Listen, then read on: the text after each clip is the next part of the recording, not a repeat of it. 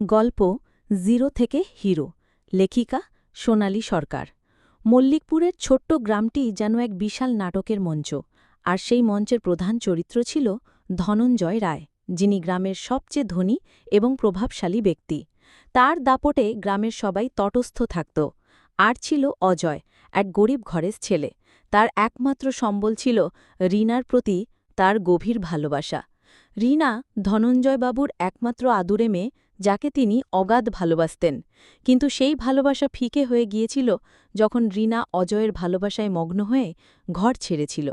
শেষ পর্যন্ত সমাজের চোখরাঙানি আর রিনার জেদের কাছে হার মেনে ধনঞ্জয়বাবু অজয়কে ঘরজামাই হিসেবে মেনে নিতে বাধ্য হলেন। কিন্তু এই মেনে নেওয়া ছিল শুধুই লোক দেখানো। একদিন ধনঞ্জয়বাবু অজয়কে একা ঘরে পেয়ে অর্থের প্রলোভন দেখিয়ে ডিভোর্স পেপারে সই করতে বলেন। অজয় রাজি না হলে তিনি মনে মনে প্রতিজ্ঞা করেন যে অজয়কে এতটা অপমানিত করবে যে সে নিজেই রিনাকে ছেড়ে চলে যেতে বাধ্য হবে। ধনঞ্জয়বাবু জামাইকে দিয়ে বাড়ির চাকরের মতো কাজ করাতে শুরু করলেন। ধনঞ্জয়বাবু প্রতিদিন অজয়কে তার দারিদ্র্য নিয়ে খোঁচা দিতেন। এই দেখ, জামাইকে পান্তা ভাত দিচ্ছি, এর চেয়ে বেশি আর কী বা আছে ওর কপালে। গ্রামের সবার সামনে এমন কথা বলতে তার মুখে বাধত না। অজয় সব মুখ বুজে সহ্য করত। তার নীরবতা ছিল এক গভীর সমুদ্রের মতো, যার নিচে লুকিয়েছিল এক বিশাল রহস্য। ধনঞ্জয়বাবু অজয়কে তার ফ্যাক্টরিতে একজন সাধারণ কর্মচারী হিসেবে কাজ করতে দিলেন, যেন সে তার কারুণার পাত্র। কারখানায় সবাই তাকে গরিব জামাই বলে ঠাট্টা করত, কিন্তু অজয় ছিল দৃঢ় প্রতিজ্ঞ। সে জানত রিনার ভালোবাসা আর তার নিজের সম্মান একদিন সে ফিরিয়ে আনবেই। ধনঞ্জয়বাবুর ব্যবসার ছিল রমরমা অবস্থা, কিন্তু তার প্রধান প্রতিদ্বন্দ্বী, গ্রামের আরেক প্রভাবশালী ব্যবসায়ী রণজিৎ সিং, মনে মনে তার পতনের অপেক্ষা করছিলেন। রণজিৎ সিং বহুবার চেষ্টা করেছেন ধনঞ্জয়কে কাবু করতে, কিন্তু পানেননি। এবার তিনি সুযোগ খুঁজছিলেন।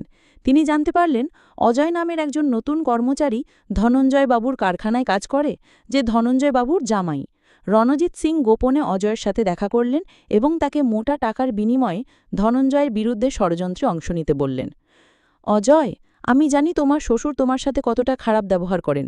তুমি যদি আমাকে সাহায্য করো, আমি তোমাকে এই দাসত্ব থেকে মুক্তি দেব এবং তোমার জীবনের সব স্বপ্ন পূরণ করে দেব। রণজিৎ লোভ দেখালেন। অজয় রণজিতের প্রস্তাবে রাজি হওয়ার ভান করল। সে তার সাথে হাত মেলাল, কিন্তু তার উদ্দেশ্য ছিল ভিন্ন। সে জানত রণজিৎ সিং একজন সুযোগ সন্ধানী মানুষ। সে তার কাছ থেকে ধনঞ্জয়ের ব্যবসার গোপন তথ্য চুরি করার সুযোগ পেল। অজয় প্রতিদিন রাতে গোপনে রণজিৎ সিংকে ধনঞ্জয়বাবুর ব্যবসার দুর্বল দিকগুলো সম্পর্কে ভুল তথ্য দিতে লাগল। সেই কাজ এমন নিপুণভাবে করত যে কেউ সন্দেহ করত না। রণজিৎ সিং সেই ভুল তথ্যের ওপর ভিত্তি করে ধনঞ্জয়বাবুর বিরুদ্ধে পদক্ষেপ নিলেন। তিনি ভাবলেন এইবার ধনঞ্জয়কে একেবারে শেষ করে দেবেন। তিনি একটা বড় চুক্তি নিলেন, যেটা ছিল খুবই ঝুঁকিপূর্ণ। তার ধারণা ছিল ধনঞ্জয় এই চুক্তি নিতে পারবে না, কিন্তু অজয়ের দেওয়া ভুল তথ্যের কারণে রণজিৎ সিং নিজেই বিশাল লোকসানের মুখে পড়লেন। তার কোম্পানি দেউলিয়া হওয়ার উপক্রম হল। রণজিৎ সিং যখন চরম সংকটে, তখন তিনি বুঝতে পারলেন অজয় তাকে ধোঁকা দিয়েছে। তিনি অজয়কে খুঁজে বার করার জন্য তার গুন্ডাদের পাঠালেন, কিন্তু অজয় তখন অন্য রূপে। সে তার আসল পরিচয় প্রকাশ করল। আসলে অজয় একজন বিখ্যাত ধনকুবের এবং একটি আন্তর্জাতিক টেকনোলজি কোম্পানির মালিক। তার কোম্পানি সারা বিশ্বে ছড়িয়ে আছে। সে তার গুন্ডা বাহিনী নিয়ে রণজিৎ সিংয়ের সামনে হাজির হলেন। তুমি ভেবেছিলে একজন গরিব ছেলেকে বোকা বানানো সহজ? আমি তোমার ষড়যন্ত্রের কথা আগেই জানতাম, আর তাই তোমাকে ভুল পথে চালিত করেছি। রণজিৎ সিংয়ের অহংকার চূর্ণ হয়ে গেল। তিনি বুঝতে পারলেন যে তিনি কতটা বড় ভুল করেছেন। তিনি ভয়ে কাঁপতে লাগলেন। এদিকে ধনঞ্জয়বাবু নিজের অহংকারে এমন কিছু ভুল সিদ্ধান্ত নিয়ে ফেলেন, যার ফলে তার ব্যবসা সম্পূর্ণরূপে ধ্বংস হয়ে গিয়েছিল। বাড়ি নিলামের নোটিশ এসেছে দেখে ধনঞ্জয়বাবু একেবারে ভেঙে। এমন পরিস্থিতিতে অজয় তার শ্বশুরের সামনে দাঁড়ালেন। বাবা, আমি জানি আপনি খুব কষ্ট পাচ্ছেন, কিন্তু আর ভয় নেই, আপনার ঋণ আমি পরিশোধ করে দিয়েছি। ধনঞ্জয়বাবু অবাক হয়ে তাকালেন। তুই তুই কিভাবে পারলি? অজয় তার আসল পরিচয় প্রকাশ করল।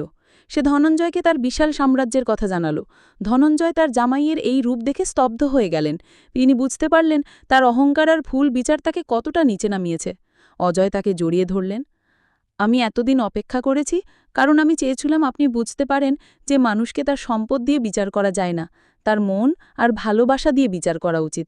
ধনঞ্জয় রায় তার ভুল বুঝতে পেরে তিনি অজয়ের কাছে ক্ষমা চাইলেন। গ্রামের সবাই অজয়ার এই মহৎ হৃদয় এবং অসাধারণ বুদ্ধির প্রশংসা করল। সবাই বুঝতে পারল অজয় শুধু ধনঞ্জয়ের জামাই নয়, সে একজন প্রকৃত হিরো।